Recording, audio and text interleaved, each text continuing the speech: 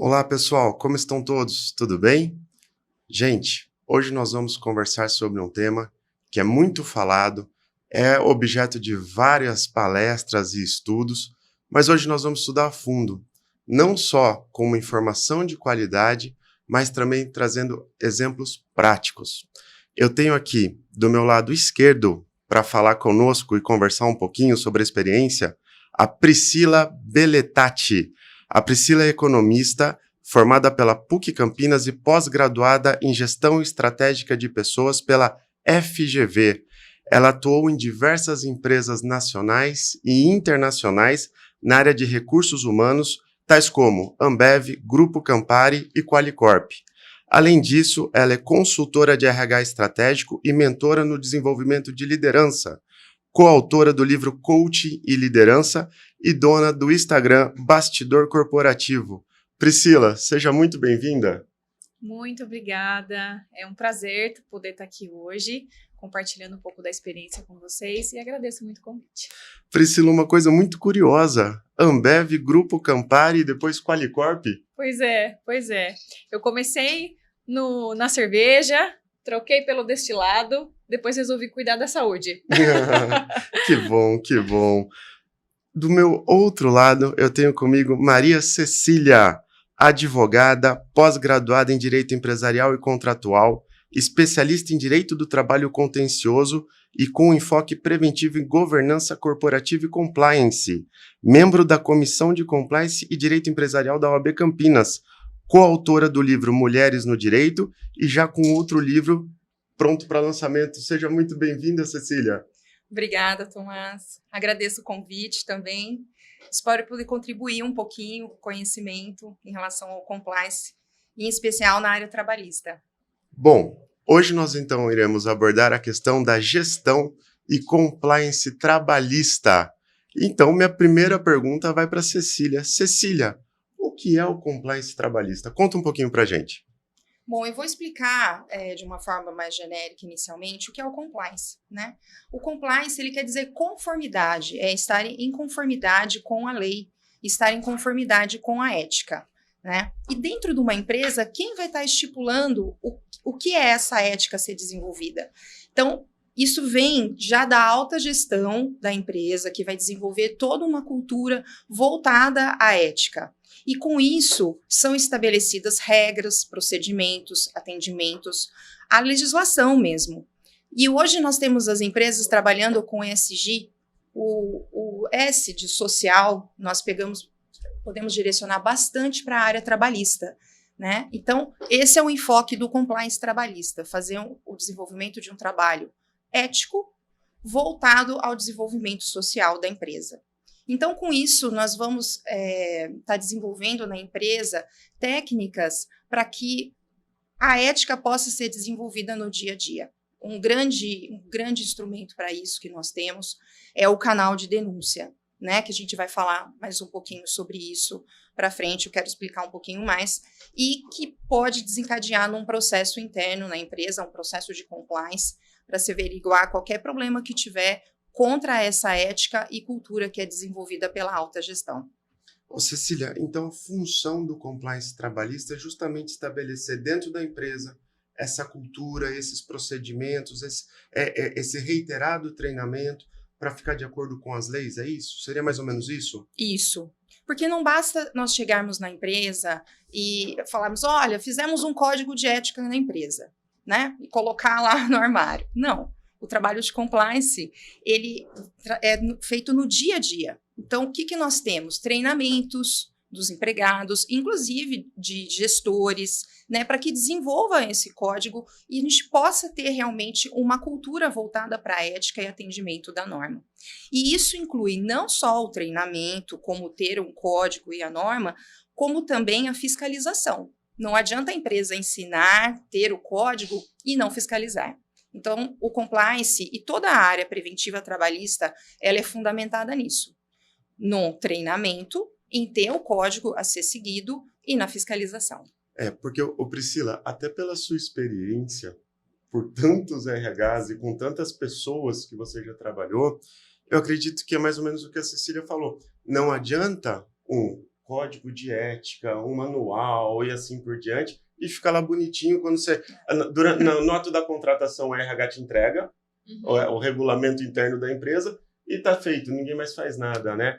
Ô Priscila, como é que qual que é a importância da cultura corporativa para a sustentação dessas normas éticas e de compliance? Legal. É muito importante a gente desenvolver dentro da cultura corporativa de uma organização o alinhamento do compliance dentro da organização. E aí você pode me falar assim, nossa, Priscila, mas o que compõe a cultura corporativa? Então a gente tem ali a missão, a visão e os valores da organização que compõem a cultura. Mas assim como o compliance, ele não pode ser um quadrinho que fica na entrada da recepção com os valores, mas ele não é praticado. Independente se uma organização tem ou não isso descrito, existe uma cultura. Você está inserido numa cultura independente se ele está escrito ou não. Então, inclusive, a cultura corporativa, ela rege os comportamentos daquela empresa e daquela organização. Então, toda a cultura corporativa ela é construída a partir da estratégia da marca, estratégia de planejamento, comunicação e toda a cadeia de comportamento daquelas pessoas que ali compõem aquela empresa. Então, alinhar toda a estrutura corporativa da cultura com o compliance é fundamental. A gente vai falar também um pouquinho sobre os treinamentos e como isso pode acontecer, mas a cultura corporativa tem que estar totalmente alinhada com o compliance na organização. Ô Priscila, e o RH tem que andar junto, né? Com certeza, o RH ele é parte fundamental desse trabalho. E aí você precisa de um RH estratégico. De novo, poxa, Priscila, eu só tenho um departamento pessoal ou minha folha terceirizada, eu não tenho um RH estratégico.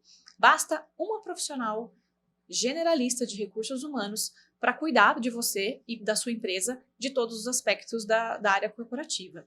Então, o RH estratégico, ele tem papel fundamental e ele precisa estar alinhado com isso, porque é com ele que ele tem o contato desde a entrada do colaborador naquela empresa até todo o desenrolar dele, seja colaborador ou líder, nas regras de compliance, nas condutas da empresa e em toda a formação de comportamento daquela organização.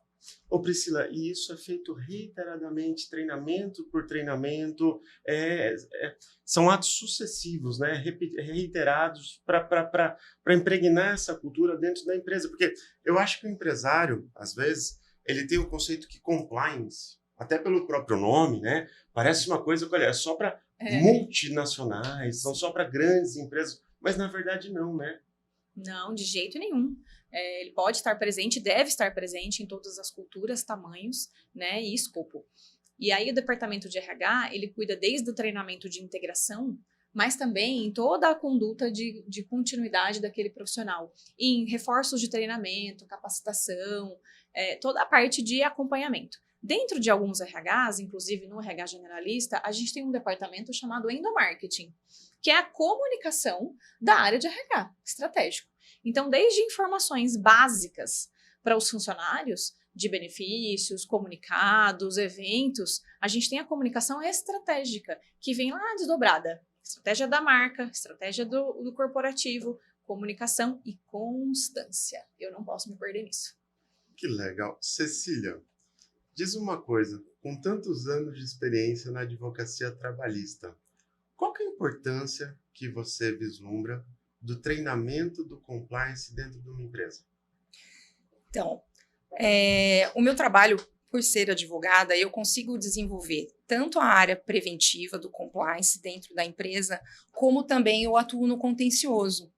Então, eu vejo o que acontece quando não tem o compliance na empresa, né? Então, fica tudo muito solto, as empresas não se preparam com a documentação que é exigida por lei, e é muita coisa, né? Quando a gente pensa em insalubridade, questões que envolvem acidentes de trabalho, se nós não tivermos esse trabalho preventivo contínuo na empresa, a dimensão de um processo na Justiça do Trabalho fica, assim, muito grande. Envolve, às vezes, pensão, né, que é pago para o empregado até ele se aposentar. Não quer dizer, é um custo muito alto para a empresa. Então, fazer o trabalho de compliance, que é um trabalho preventivo, com certeza vale a pena, né? Ele faz com que haja uma economia em todos os sentidos. E não é só na área trabalhista, né? Quando a gente tem um problema com o empregado, eu posso citar um caso que aconteceu de terceirização, que foi o caso do Carrefour, né? Que eles tinham terceirizado toda a área de segurança e que teve um cliente que teve um problema interno, chamaram a segurança e eles acabaram adotando um procedimento totalmente errado, né? Bateram mesmo no cliente e ele acabou falecendo. Então, assim, com isso, o Carrefour, então, decidiu ter todo um trabalho de compliance, ele mudou toda a estrutura dele, não terceiriza mais, teve que fazer um termo de ajuste de conduta com o Ministério Público do Trabalho. Então, assim, precisamos chegar num custo de 5 milhões, né, para fazer um trabalho preventivo. Eu acho que não tem necessidade. Nós podemos fazer o trabalho de compliance para não chegar nesse ponto. E a gente observa, né, numa situação dessa, além do prejuízo financeiro, o prejuízo moral. Mancha a imagem de uma empresa. E eu lembro que, na época, as pessoas começaram a boicotar compras no Carrefour e assim por diante. Então, assim, é muito pesado isso. Mas é curioso que, assim, a cultura do brasileiro, num primeiro momento, era sempre remediar depois que o estrago estava feito. E a visão muito americana, inclusive, da coisa de vamos prevenir. Se a gente não conseguir evitar, pelo menos a prevenção diminui drasticamente os riscos, isso é fantástico. Então, eu acho que esses benefícios do compliance, principalmente o compliance trabalhista, está entrando aos pouquinhos na cabeça do empresariado brasileiro, repercutindo justamente o quê? Em benefícios financeiros. Então, eu acredito que você já tenha observado, tem momentos que você chega para fazer uma perícia trabalhista e você fala, meu Deus, como é que o empregado estava trabalhando desta maneira, entendeu? Então, um compliance bem feito certamente evitaria todos esses adicionais, questão de insalubridade, assim por diante. Seria mais ou menos nessa linha? Sim, eu vou então seguir o seu exemplo de insalubridade. Perfeito. Né? Quando é feita uma perícia numa empresa, quando já tem uma demanda trabalhista, o perito ele solicita toda a documentação que envolve todas as NRs. E não cabe à empresa, por exemplo, em relação a EPIs, né, pensando em insalubridade, não cabe à empresa só apresentar o comprovante de entrega de EPIs, né? Tem todo um procedimento a ser seguido. Esse fiscal, né, esse perito, ele também vai querer verificar se a empresa efetivamente treinou esse empregado. Porque não adianta, de novo, pegar um EPI, entregar na mão do empregado e falar, olha, usa aí, né? Não resolve. Ele tem que ser treinado, ele tem que entender o porquê que ele tem que usar esse EPI, né? Ô, Cecília, você comentando esse exemplo, tem vídeos muito curiosos do Instagram, inclusive, que você vê às vezes funcionário de obra um abraçado no outro, sem nenhuma proteção. Então, assim, em altas alturas, né? Então, assim, eu acho que realmente o treinamento é importante, né? Do mesmo exemplo que a gente teve do manual, simplesmente, olha, está aqui o nosso regulamento interno, não adianta entregar o EPI também, além de não ensinar, não fazer a fiscalização, né? Se a pessoa realmente está usando. Sim, porque vamos falar a verdade, não é gostoso, né? Colocar o protetor auditivo, ficar com luva, máscara, óculos, avental, bota, né? Parece que o empregado está indo para a lua. Eles não gostam. É claro, ninguém gosta. Só que por isso que tem que ter o treinamento, para o empregado ter ciência do porquê de cada um. O que pode acontecer se ele não estiver utilizando? Um exemplo, né, o protetor auricular, acho que é um bom exemplo de EPI. Se o empregado não utilizar de forma correta, se ele não for reposto no prazo correto, se ele não for o equipamento correto, que nós conseguimos identificar pelo número do CA, esse empregado pode ter uma perda auditiva, né, pode vir a ficar até surdo. Então, a partir do momento que ele sabe disso e ele é treinado, eu acho que a história muda. E também não adianta só ele ter ciência, porque mesmo assim, tá, acontece muito dos empregados eles tiram porque estavam incomodando, esquecem de colocar novamente, e é obrigação da empresa, responsabilidade da empresa estar fiscalizando o uso. né? E a fiscalização, ela comporta medidas também que às vezes não são medidas que nós gostaríamos de tomar, mas que são necessárias. Então, o empregado acaba recebendo uma advertência, essa advertência pode virar uma suspensão, essa suspensão pode virar até uma justa causa, né? E o perito, quando ele faz a perícia na empresa, ele exige uma prova da fiscalização. E essa advertência, suspensão dos empregados, né, a juntada desses documentos nos autos por escrito, acaba comprovando a fiscalização pela empresa. Então, olha quanta documentação, né, quantos procedimentos a empresa precisa comprovar num processo trabalhista para que ela não tenha uma condenação a título de insalubridade, né? Então... E agora, na verdade, você me deixa com uma pergunta que eu acredito que com toda a experiência a Priscila vai poder nos explicar um pouquinho.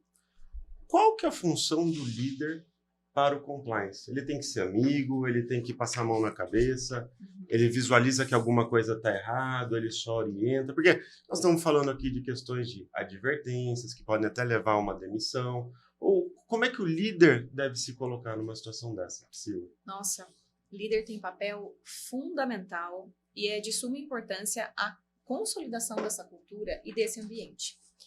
Gente, ambiente determina comportamento. Se você entrar numa fábrica impecável de limpa, você não tem coragem de jogar um papel no chão. Então, quando você tem uma conduta que já está alinhada com o comportamento recorrente de uma organização, você tende a seguir aquela regra. Então, eu já participei de consultorias onde, para criar a cultura do funcionário de usar os EPIs ou de fazer o cumprimento de algumas regras, cada vez que existia um relaxamento, assim, caiu aqui uma máscara do meu rosto, olha, saía um som, tinha um sinal no ambiente, tipo uma buzina. Aí a pessoa prestava atenção, opa, aconteceu alguma coisa. Então, você passa a doutrinar aquele comportamento a partir de uma orientação de segurança. E aí você passa a ser embaixador daquele procedimento. Então, a partir daquele momento que você está doutrinado, você não deixa mais nem o teu colega e nem você escorregar naquela sazonalidade. Então, a gente volta a falar sobre a cultura corporativa. Então, existe um ambiente onde você promove o comportamento da cultura corporativa, que você segue à risca aqueles movimentos. E o líder é o espelho da empresa. Líder falou, empresa falou. Líder fez, empresa fez. Então, ele tem que ser muito regrado nessas condições. E aí entra de novo, RH estratégico para treinar de forma constante esses líderes e eles na doutrina e na disciplina de passarem a mensagem como representantes daquela organização.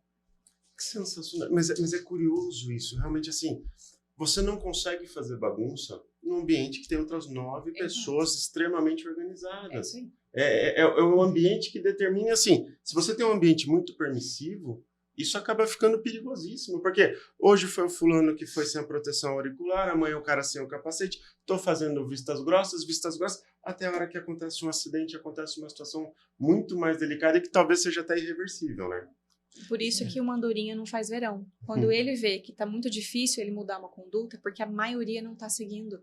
E só um fica difícil. Então, o coletivo da liderança precisa trabalhar. Ô Priscila, e deixa eu te perguntar uma coisa. Qual a importância das políticas e regras internas para a organização da conduta empresarial? Outra referência bastante pertinente e importante, alinhado também com o compliance por conta das regras e conduta. O que é óbvio para mim, não é óbvio para você. A gente não pode partir do bom senso das pessoas. Os níveis de maturidade e níveis de consciência são muito diferentes, eles são baseados na sua educação, na sua criação e numa série de fatores do comportamento humano. Então não tem como eu falar, é óbvio que essa pessoa vai fazer isso. Não é óbvio, nada é óbvio. E o óbvio precisa ser dito. Então a gente precisa construir políticas e regras claras, desde reembolso até a conduta profissional que a gente espera do colaborador. Inúmeras empresas que eu faço parte de consultoria, quando a gente chega, não tem descrição de função. Se não tem uma descrição de função, como é que eu vou saber o que é esperado do funcionário e como que ele vai determinar o papel dele? Então, eu preciso escrever regras e procedimentos desde determinação de funções até o POP, que é procedimento operacional padrão de todas as atividades. Políticas, regras, intranet, que é um ambiente interno onde a gente precisa ter todas as informações pertinentes àquela organização e aquelas condutas, até as políticas mais rígidas ou severas que a gente precisa seguir com relação a tudo, desde reembolso, viagem, conduta, ética, e o compliance também faz parte disso. O Priscila é curioso, porque assim, existe uma frase da psicanálise que fala assim, aquilo que é óbvio não precisaria ser dito. Pois é, mas precisa. Mas você está lidando com pessoas. Então, assim, teoricamente, a pessoa usou o sanitário, ela teria que dar descarga. Entendeu? Agora, porque você não acredita que a pessoa faça isso na casa dela. Pois é. Mas nós estamos lidando num ambiente, às vezes, com É. 30, 50, 100, 200 pessoas. É isso aí. Então, infelizmente, tem que ter aquelas plaquinhas, né? Favor não Sim. jogar o papel no vaso, dê descarga, a próxima pessoa também vai utilizar, quer pegar esse banheiro limpinho. Então, assim, são coisas que, teoricamente, a gente não precisaria falar. Isso. Mas realmente precisa dessa imagem e dessa orientação para que realmente o contexto coletivo prevaleça, né? Com certeza. E mesmo as placas informativas que não são verbais, elas também passam mensagens inconscientes. Então, você tá andando lá com o seu cachorro, tá com um saquinho lá das fezes, você vai passar numa lixeira, tá escrito lá, não coloque as fezes aqui, você segura e segue. Você Porque caminha. é uma conduta. E aí você vai se doutrinando. O ser humano, ele é doutrinado a comportamentos repetitivos. E se a gente faz um comportamento repetitivo baseado nas regras e orientações de ética corretas e daquilo que a gente quer implantar como cultura, a gente vai sempre ter menos problemas aí para resolver. Trabalhista. Como a educação, cada um tem uma educação, cada um vem de uma família, de um ambiente. Então, cabe à empresa desenvolver a educação que ela entende que é cabível, né, a ser desenvolvida dentro da empresa, para que todos sejam daquela forma, pelo menos quando estiverem lá dentro, né? Exatamente. Ô, Cecília, e agora até uma coisa que quando se fala muito em compliance, automaticamente nós temos a história que já vem à cabeça, o canal de denúncia. Então, olha, estamos organizando aqui todo o regulamento interno, o líder está dando o melhor exemplo possível, a empresa pratica os treinamentos de forma repetida, e assim, e tem alguém que realmente está saindo um pouquinho aí, tá um ponto fora da curva. Conta pra gente um pouquinho o que é o canal de denúncia, para que ele serve, qual que é a finalidade dele? O canal de denúncia, eu acho que é o instrumento mais importante que tem que estar disponível para todos dentro da empresa, para que seja feita uma denúncia mesmo. Porque imagina, o empregado está trabalhando no dia a dia, em contato, por exemplo, com um gestor, né? E esse gestor pode estar praticando atos de assédio moral que ele ocorre no dia a dia da empresa. É um comentáriozinho aqui, é pedir para a pessoa esperar fora da sala por alguma razão que não deveria ser. Enfim, pode ser um assédio moral porque ele é contínuo. Ele não acontece só num dia. Eu sofri um assédio moral, foi só isso. Não, ele está no dia a dia. E esse empregado, ele vai se sentindo coagido. E ele gosta de trabalhar na empresa, ele gosta da cultura da empresa, ele se adequou, ele quer crescer, né? Ele é um grande talento mesmo. Então, o canal de denúncia serve como um instrumento para que ele possa denunciar o ato dessa pessoa específica, desse gestor, por exemplo, né? Então, nas grandes empresas, hoje o canal de denúncia ele já está presente até no site. Por quê? Porque ele pode ser utilizado por pessoas internas da empresa, até por pessoas que estão se relacionando, como, por exemplo, um fornecedor, um prestador de serviço, eles também podem estar verificando uma conduta indevida de um funcionário. Era isso que eu ia te perguntar, a acessibilidade desse canal de denúncia. Às vezes tem um terceiro que faz uma entrega e chega lá um chefe da portaria, assim por diante, todo dia fala uma besteira, entendeu? Age com falta de educação. Então, assim, o primeiro ponto que eu queria tocar contigo era na acessibilidade. Então, esse canal ele pode ser tanto interno quanto, inclusive, focado para pessoas externas que estão prestando serviço para essa empresa? Sim. Que tem um relacionamento com essa empresa? Quanto mais aberto, né, quanto mais for acessível esse canal, melhor. É claro que no dia a dia, né, não quero pensar só em grandes corporações. Eu acho que o canal de denúncia ele é importante em qualquer empresa, né?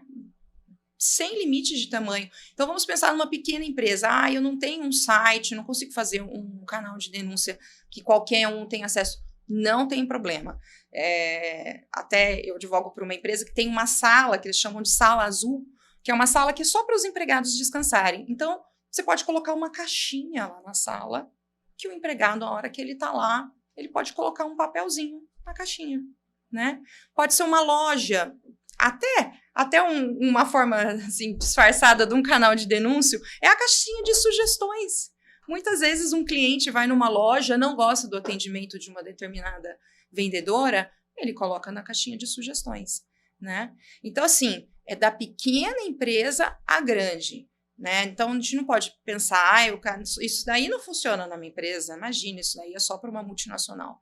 Não, em qualquer empresa o canal de denúncia é importante. Ô, Cecília, agora um outro ponto muito curioso seria o seguinte, e a confidencialidade desse canal? Como é que funciona? Porque eu acho que às vezes o funcionário, o colaborador vai falar, poxa, mas eu vou mandar para o e-mail de denúncia, para o canal da denúncia, mas vai cair com ciclano, com fulano. Como é que funciona essa questão realmente da confidencialidade? Sim, a confidencialidade, eu acho, a partir do momento que chega uma denúncia na empresa, ela é de interesse de quem está denunciando, é do acusado e da empresa, né? Então, realmente tem que ser tratado com confidencialidade, porque senão isso acaba deixando a pessoa que vai fazer a denúncia com medo, né, de sofrer alguma represária, de ser transferido para um outro local porque fez uma denúncia, porque se ele fizer contra um gestor e for identificado, esse é o maior receio, né? Então, a primeira coisa que tem que existir é a confidencialidade, não vai ficar falando para todo mundo da empresa o que está acontecendo,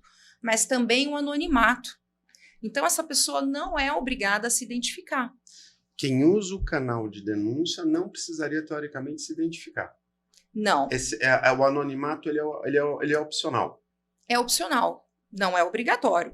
Claro, se a pessoa quiser se identificar, às vezes é com um colega de trabalho, ele não tem receio de nenhum tipo de represália, ele quer efetivamente que a empresa saiba o que está acontecendo, quer que fique registrado aquilo, né? Então, ele pode se identificar.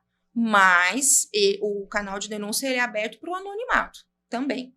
Tá? Então, a partir do momento que entra essa denúncia, vai existir todo um processo mesmo interno para apuração do que está acontecendo. Isso tem que ser muito sério, né? Porque também não adianta a pessoa lá, faz a denúncia, daí alguém abre e fala, isso aqui não é possível, nunca ninguém falou dessa pessoa. É sempre o primeiro comentário, né? Imagina, nunca ninguém falou nada dessa pessoa. Não pode ser fulano, todo mundo adora ele. Nós temos que lembrar que tem pessoas que, às vezes, né, são super políticas e legais, onde interessa, né? Mas ali, trabalhando no dia a dia, com um companheiro de trabalho, essa pessoa pode ser totalmente diferente. Ô, Cecília, e eu acho que até para o colaborador da empresa usar essa ferramenta, esse canal de denúncia da forma correta, é muito importante que ele descreva de forma clara os fatos, né? Sim. E até para a pessoa que está sendo acusada, uma coisa que é muito importante, um caso que nós tivemos no escritório, né, a pessoa não conseguiu exercer o direito de defesa.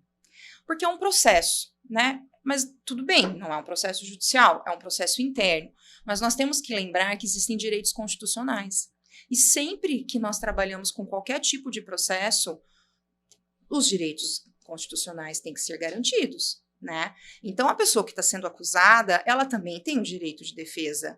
E para ela poder se defender, ela tem que saber exatamente do que ela está sendo acusada. Então, por exemplo, uma denúncia assim, eu sofri assédio sexual de tal pessoa porque ele pôs a mão em mim. Gente, fica... Como assim? Né? Onde? Quando? O que é colocar a mão? Né? É uma denúncia tão genérica, a pessoa vai ouvir isso e falar, olha, né, o senhor está sendo acusado de ter colocado a mão numa pessoa. Ele vai falar, mas como assim? Como assim coloquei a mão? Né? Eu encostei, nós vamos tirar uma foto. É muito complicado também. Né? Então, fazer um processo de compliance é muito sério. Né? E o direito de defesa, ele também tem que ser amplamente preservado. Inclusive, a pessoa que está sendo acusada, ela tem até o direito de querer a presença de um advogado. né? Então, muitas vezes, dependendo do nível do problema, porque nós temos problemas simples do dia a dia, mas a gente pode chegar num abuso sexual e num assédio moral, assim, de alta gestão, por exemplo, e isso acaba se tornando uma coisa muito séria, né? Então, às vezes, nós indicamos também que o processo de compliance seja feito por um escritório externo e não jamais por Justamente para dar essa imparcialidade, né? Sim, sim. Porque imagina, né, um processo contra um gestor, um CEO, né? Ele manda na empresa, então quem que vai querer ir contra o CEO? Então é melhor contratar um escritório de fora para fazer todo esse processo de compliance, toda essa apuração, seguindo sempre, né, todos os ditames legais. Ô Priscila, e aproveitando aqui esse bate-papo, o RH ele acaba lidando com diferentes níveis de funcionários, diferentes faixas etárias, e realmente tem toda a questão da interpretação subjetiva, a interpretação pessoal do que aquele ato representou para a pessoa e o que aquele ato em si aconteceu. E eu vejo realmente muitas situações agora do tal do toque não consentido, que talvez para uma pessoa mais antiga, simplesmente colocar a mão no ombro, é chegar, dar um beijo no rosto na hora que chegou de manhã para cumprimentar.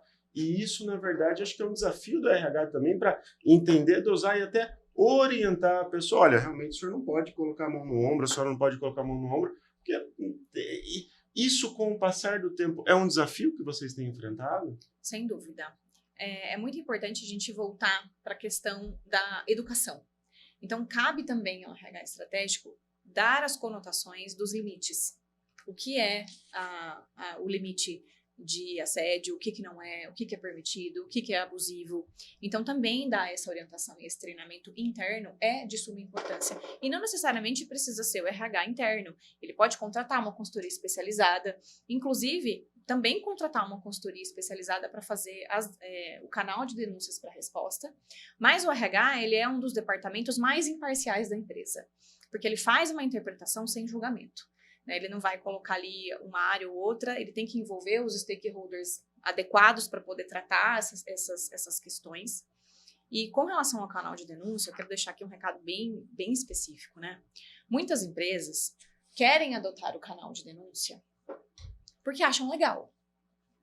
É bom para nossa empresa. Não sejam levianos em colocar um canal de denúncia por colocar, porque você vai ter que tratar com muita responsabilidade todas as situações que aparecerem ali. E isso é muito delicado. E aí a gente tem que dar o tom de relevância e o tom da seriedade deste tipo de canal. Então a gente não pode simplesmente colocar um canal, receber as tratativas, não dar as tratativas corretas, porque você vai ter um problema muito maior, que é o descrédito. Se você cair nessa armadilha do descrédito, você dificilmente recupera a sua conduta. E aí você tem um trabalho redobrado. Portanto, sejam muito responsáveis com relação a isso. Ou seja, né, existe o canal, existe toda a cultura, sim, só que na prática não serviu para nada. E isso que não pode acontecer. Se você vai fazer um canal de denúncia, você tem que levar ele muito a sério, fazer as comunicações corretas. Eu quero contar um case aqui para vocês que aconteceu numa das empresas que eu passei, que a gente estava nesse processo. Vamos construir uma empresa que tenha a sua responsabilidade, que seja séria, porque era uma empresa que estava crescendo muito rápido e crescendo assim, de uma forma de proporções grandes. Então, a gente precisa colocar as condutas, né, no lugar. E aí criou-se todos os departamentos, inclusive o canal de denúncia. E tinha um líder nessa empresa que trabalhava lá há muitos anos. E aí o que a gente ouvia, né, lá no RH era assim, olha, não mexe com ele, porque ele é amigo do dono. E ele tá aqui há não sei quantos anos. E a gente falava, caramba, né? Mas, poxa. Enfim, ele recebeu algumas denúncias no canal. E eram denúncias pertinentes, de abuso moral, de palavras de baixo calão para a própria equipe. E a conduta da área de RH foi, a gente tem que dar as tratativas. Vamos chamar ele aqui. E cada denúncia que ele recebia, ele era convocado, a gente explicava, falava, mostrava, não pode, isso aqui não é certo, independente do cargo que ele tinha e da relação que ele tinha. Só que ainda assim não resolvia.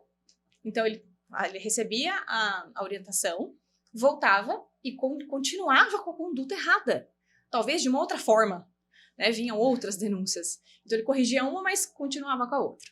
E aquilo foi se estendendo num certo ponto que o departamento de RH, na época a diretoria, chegou para o dono e falou, olha, a gente tem que tomar uma decisão agora. Ou a gente dá um recado para a empresa, e aí a gente coloca a conduta que você gostaria aqui, ou a gente não consegue lidar com isso. E aí o dono da empresa, como empresário, disse, olha, vocês já fizeram o seu papel? Já conversaram com ele várias vezes? Já. Corrigiu? Não. Então façam o que vocês acharem melhor. A demissão desse líder foi um recado importantíssimo para a empresa com relação à conduta. Depois da saída desse profissional, muitos dos líderes falaram, poxa, essa empresa realmente está se tornando uma empresa séria. Então, esse é o recado que a gente tem que ter clareza na hora de fazer um canal como esse e na hora de fazer as tratativas corretas dentro das regras. Porque assim, Priscila, eu sempre penso na empresa como se fosse o castelo. Isso. Então, toda decisão a ser tomada, que se preserve o castelo. Você Isso não aí. vai ficar preservando um ou outro componente e tudo. É isso. Toda decisão no final do dia tem que prevalecer a empresa. E eu passei por uma situação também acompanhando um caso, já numa clínica médica, em que já tinham médicos um pouco mais velhos e que realmente, assim, na hora dos procedimentos, na hora dos exames, em qualquer consulta e assim por diante, eles tratavam muito mal as auxiliares da sala, as enfermeiras, assim por diante. Então, assim, a pessoa saia da sala escorrachada. Então, assim, eu acho que o mundo atualmente não permite mais esse tipo de lapso. Então, isso realmente tem que ficar claro para a empresa que precisa ser corrigido para preservar a própria empresa. Então, essas condutas que antigamente se tolerava, então, quanta cultura nós mudamos? Então, antigamente a gente saía sem o cinto de segurança no carro. Antigamente era permitido você fumar em qualquer lugar. Quantas vezes eu era pequeno, você estava almoçando, jantando, tinha alguém fumando do seu lado, você tendo que respirar aquilo. Então, o mundo mudou. E a função realmente das empresas, do RH, de um compliance bem feito, é acompanhar essa mudança. Não, e é fundamental, porque nenhum CPF pode ser maior que um CNPJ. A gente precisa deixar a estrutura da empresa sólida para que ela continue crescendo, independente de quem está ali e de construir essa cultura. Uma das empresas que eu passei, que foi a Ambev, tem uma cultura muito forte. É uma das empresas que tinha o menor gap entre o que está escrito e o que se era praticado. Então, é uma cultura realmente muito forte. E um dos valores descritos da Ambev era, e eu acho que ainda é, aqui alcançamos meta agressivas do jeito certo. Então, não era permitido atalhos ou qualquer tipo de manipulação para você atingir um objetivo, por mais desafiador que ele fosse. Então, a gente era muito claro nessa conduta. Se você bateu meta do jeito certo, mérito é seu. Se você fez algum atalho, a gente não tolera e você tá fora. Era bem claro. Priscila, adorei essa. Nenhum CPF é maior que o CNPJ. Isso aí. Ô, Cecília, vamos falando mais um pouquinho sobre a questão do canal de denúncia. E daí, realmente, assim, a tramitação disso. Como é que é a questão do prazo para apuração dessa denúncia? Também precisa ser uma coisa efetiva, não adianta deixar a perder de vista essa apuração. Qual que é o acesso do denunciante a essas informações? Qual que é o correto direito ao contraditório do denunciado? Conta um pouco para a gente, uma vez feita a denúncia, pelo canal correto, de maneira clara, narrando o fato que aconteceu, quais são os próximos passos? Na verdade, o procedimento do canal de denúncia, eu acho que ele é até interessante de ser acompanhado sempre por um advogado, porque ele tem que ser bastante similar a um processo judicial mesmo, né? Então, o ideal é que ambas as partes sejam ouvidas e mantendo sempre a confidencialidade do processo de compliance, mas as partes, a elas cabe todas as informações, né? Justamente porque quem está recebendo a acusação tem o direito de defesa, que é um direito constitucional que tem que ser preservado. E a defesa, para ela ser amplamente realizada num processo, a pessoa precisa ter acesso às informações. Então, tem que tomar bastante cuidado quando se fala em confidencialidade, porque na prática, às vezes, as pessoas acabam confundindo um pouco. Torna o processo tão confidencial que o próprio acusado, as próprias partes não sabem. Não existe uma regra, uma norma de como é um procedimento de compliance. Porque ele não é judicial, ele é administrativo. Então, o que nós entendemos que é muito importante? Que haja a possibilidade de acompanhamento desse processo pelas partes também, porque às vezes eles não sabem o que está acontecendo e isso começa a se tornar muito moroso. Então, um procedimento que era para trazer credibilidade, né, e crescimento para a empresa pode fazer com que a pessoa se torne insegura. Então, por exemplo, o empregado fez a denúncia e falou: olha, eu fiz a denúncia, não aconteceu nada, não me chamaram, não estou sabendo de nada, não adianta nada esse canal. Então, também não adianta fazer um canal de denúncia e não ter efetividade, não ter um procedimento, ninguém julga, né? Nós não temos um juiz, mas nós temos uma decisão final. Então, é muito importante que tanto a pessoa que fez a denúncia quanto o acusado sempre receba um feedback do que está acontecendo durante todo o procedimento, porque nós temos a possibilidade de oitiva de testemunhas. Como no processo judicial, é muito importante a produção da prova, né? Porque só falar, levantar, não é o suficiente. Então, e diante de tudo isso, tem que ter uma conclusão, né? E eu acho muito importante que essa conclusão chegue ao acesso à pessoa, né, que fez a denúncia, independente de qual for. Se for aplicada uma penalidade também, todos têm direito de saber o que aconteceu, que isso vai trazer credibilidade para a empresa, né? E isso mantém a imagem da empresa como uma empresa séria, né?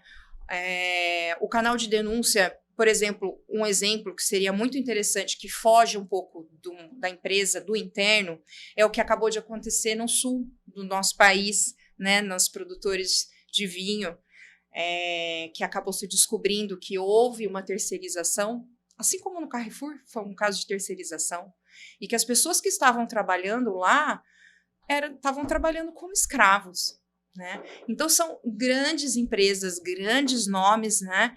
E que o final da cadeia não está sendo fiscalizada, né? Será que se existisse um canal de denúncia para esse terceiro que está trabalhando lá na fazenda, para contar o que está acontecendo lá, né?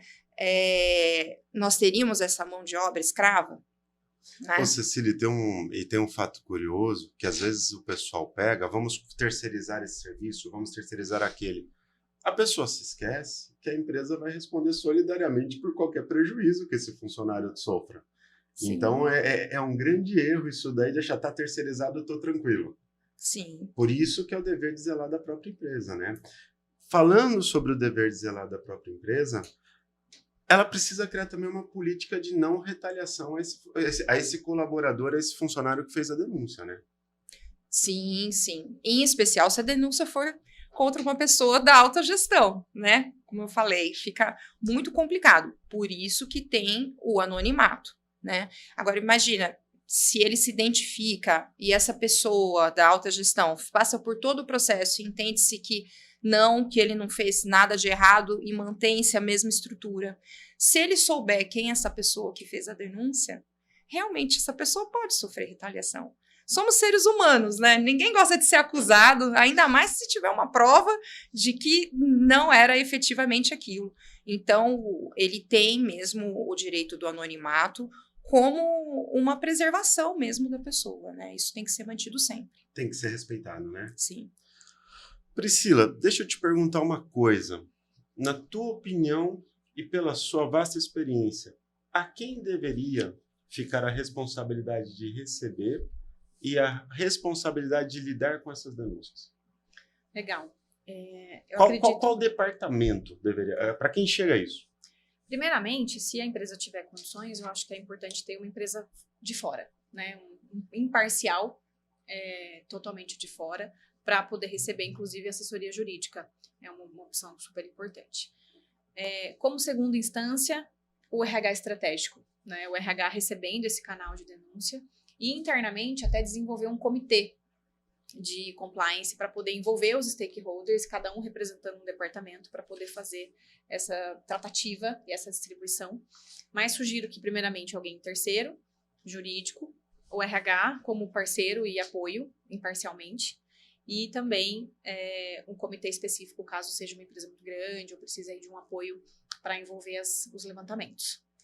Eu acredito também a questão já do RH acompanhando diretamente uma vez a denúncia, porque o RH tem a possibilidade de, ainda que durante a apuração de um fato que chegou ao conhecimento através do canal de denúncia, ele já possa corrigir alguma situação, né? Com certeza. E isso para RH é válido. Muito válido. Inclusive, o canal de denúncia ele acaba trazendo indicadores, inclusive de melhorias para a própria empresa, que às vezes o funcionário entende que o canal de denúncia é um canal de reclamação. E aí ele coloca um canal, sei lá, coloca uma reclamação sobre o olerite errado ou o cartão do benefício. E esse é um indicador importante para o RH dizer, olha, a gente não está comunicando direito os benefícios internos, ou ele está usando o canal de forma errada, então a gente errou na comunicação. Isso não era para estar aqui, né? Isso não era para estar aqui. Isso não era para estar aqui. Vamos corrigir. Exatamente, né? Então a gente precisa dar as tratativas corretas na comunicação e o RH estratégico tem um papel fundamental nisso. Cecília, eu vou voltar um pouquinho na questão do procedimento em si, do prazo de conclusão que você entende que seria mais ou menos razoável para o término dessa apuração, a agilidade disso, né? Para não se arrastar, às vezes, igual um processo judicial por anos e anos. Então, assim, o que você entende por experiência, por tudo que você já viu de compliance, o que seria hoje um prazo razoável para terminar um procedimento investigativo desse? Eu acho que um prazo razoável para que haja tempo de realmente levantar, porque temos que levantar todas as provas no processo, né? Então, é o tempo de ouvir efetivamente a pessoa, quem fez a denúncia, se ela quiser se identificar, porque se a denúncia for anônima, ela não vai aparecer no processo, né? Então, esse seria o primeiro procedimento, se for possível. Depois, tentar levantar provas em relação a testemunhas, né? Ouvindo as testemunhas de um lado, ouvindo as testemunhas que eles imaginam do outro lado, ouvir a própria pessoa acusada, né? Então, para fazer todo esse levantamento e chegar a uma conclusão, eu acho que um prazo médio, assim, viável, para uma denúncia mais robusta, né? Que nós temos vários tipos de denúncias também. Tem coisas que até se confundem com problemas que poderiam ser levados ao RH, né? Então, assim, a gente consegue resolver de uma forma mais fácil e mais rápida. Mas problemas mais complicados, eu acho que um prazo viável, assim, para toda a apuração seria até uns 3 meses. O que é rápido, né? Perto de um processo judicial, se nós formos imaginar, é muito rápido. Ah, com certeza. Cecília, e a importância da imparcialidade desse processo? Porque se uma denúncia dessa, com elementos robustos, for para frente, nós vamos terminar essa apuração ou numa punição severa, ou inclusive, na pior que seria das penas, seria o desligamento desse funcionário da empresa. A imparcialidade de todo esse processo é um fator determinante? Sim, com certeza. Por isso que, se for um problema entre pares, né, algo mais simples, eu entendo que o processo pode ser feito dentro da empresa, mesmo com o setor de RH, com o setor jurídico, né, a participação desses dois setores. Agora, quando é mais complexo, tem que ser feita a apuração por um escritório, enfim, alguém que esteja fora da empresa para manter essa imparcialidade. Porque também é muito sério, né, se pararmos para pensar, o tipo de penalidade que o acusado pode vir a sofrer, né? O desligamento, ele é uma medida bem severa, né? E porque, Cecília, você pode ter, na verdade, uma desavença pessoal, né? Um funcionário pode não gostar do outro e começar, através, inclusive com denúncias anônimas, ele faz isso de forma repetitiva até causar o prejuízo, o desligamento ou punição desse outro funcionário. Então, eu gostaria de saber se você entende no mesmo sentido de como isso precisa ir a fundo para saber se realmente não é uma perseguição funcional reiterada de um funcionário com o outro ou se são fatos consideravelmente relevantes. Você pensa nesse sentido acerca da investigação até o final, acabar a apuração dos fatos, inclusive sobre o direito de defesa do acusado? Sim. Imagina, né? A gente sempre, quando as normas são criadas, o canal de denúncia foi pensado, a gente sempre imagina num mundo bom, né? De pessoas corretas, que vão fazer realmente uma denúncia quando tiver efetivamente um problema. Mas ele pode acabar sendo utilizado de uma forma indevida. Às vezes, a pessoa quer crescer na empresa e está com medo da concorrência. Então, ele pode criar uma situação, né, para estar afastando essa pessoa que pode ser um grande talento. Então, mudando a visão, né? Então, estávamos falando de um mundo excelente. Mas agora, existe também esse mundo em paralelo, né? Infelizmente. Por isso que tem que ter uma investigação muito séria, né? As provas precisam ser produzidas. Sem provas, com meras alegações, então realmente não tem como penalizar ninguém. Eu estou lembrando do exemplo agora, que nós acompanhamos uma empresa, eram 2 colaboradores disputando a promoção. Pau a pau, os 2 excepcionais. Um foi promovido. A primeira atitude, o primeiro ato dele depois da promoção foi demitir aquele outro que estava concorrendo com ele. Priscila, você já viu muito absurdo em canal de denúncia? Já.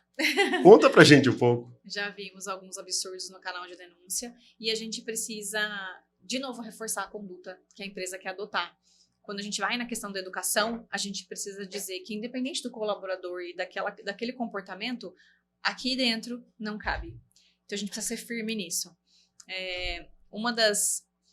Dos absurdos, né, que eu passei, eu acabei sendo envolvida nisso, mas a gente, dentro da equipe que eu trabalhava na época, peguei uma funcionária que tinha indícios de roubo na empresa, falsificação de nota fiscal para reembolso, abuso de ferramentas. E aí a gente foi partir para uma investigação, né, um pouquinho mais apurada, fomos levantar as devidas provas. E aí a gente fez a conduta de chamar, dar advertência, explicar, dar política, colocar regra. E aí ela fez uma denúncia no canal, né, que eu estava perseguindo. Ela está me perseguindo. Né? Ela não gosta de mim. Sobrou pra você. Sobrou pra mim. Sobrou aí eu pra falei, você. caramba, né? Então vamos lá, abrimos o processo, fizemos todos os levantamentos. E essa é a importância do canal. Né? A gente precisa separar o joio do trigo. Né? Tem profissionais que vão fazer do canal um lugar para se vitimizar. E a gente precisa fazer os levantamentos devidos. Até para dizer, olha, aqui na liderança precisa ser corrigido tal item. Mas a gente precisa separar, né, esse tipo de questão e vão usar o canal de forma indevida. E a gente também precisa dar essas tratativas, inclusive para o colaborador. Porque, Priscila, senão vira um reality show, né? Não é? Você começa a colocar pessoas no paredão, Exato. pessoas na roça e assim por diante. Pois é. Cecília, resumindo aqui o nosso bate-papo hoje, na sua visão, qual a importância do compliance trabalhista para uma empresa hoje? Olha, eu acho que a importância está nos números, né? Números e também na busca de desenvolvimento de uma empresa com uma finalidade social, né? Eu acho que um grande problema que nós encontramos hoje de grandes demandas trabalhistas envolvem assédio sexual, assédio moral e discriminação.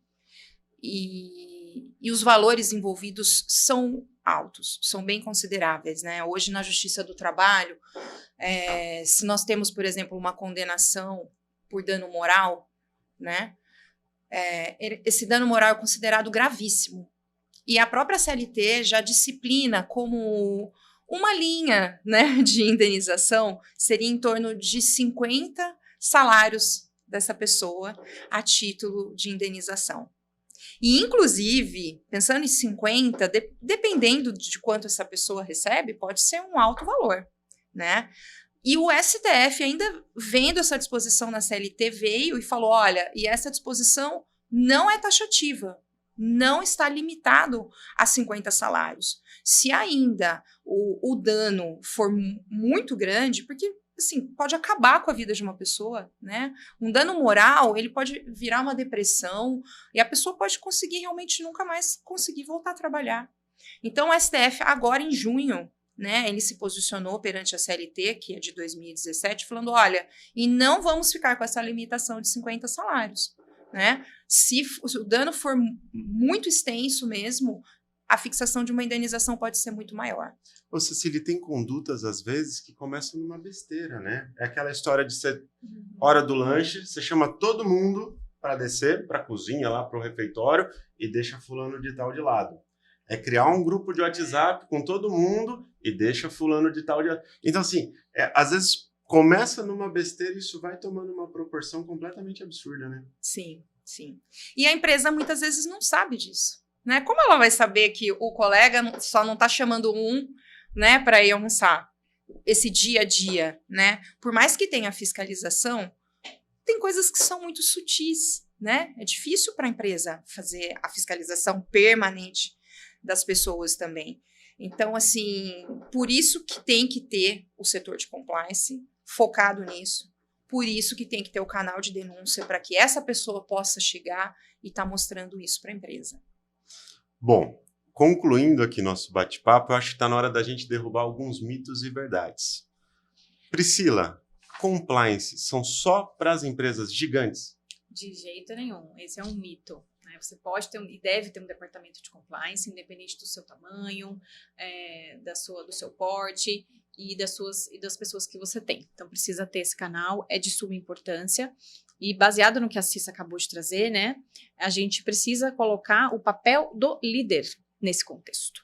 Essa sutileza de deixar uma pessoa de fora, ou no WhatsApp, ou no refeitório, ela precisa ser percebida pelo embaixador da sua empresa, que é o teu gestor.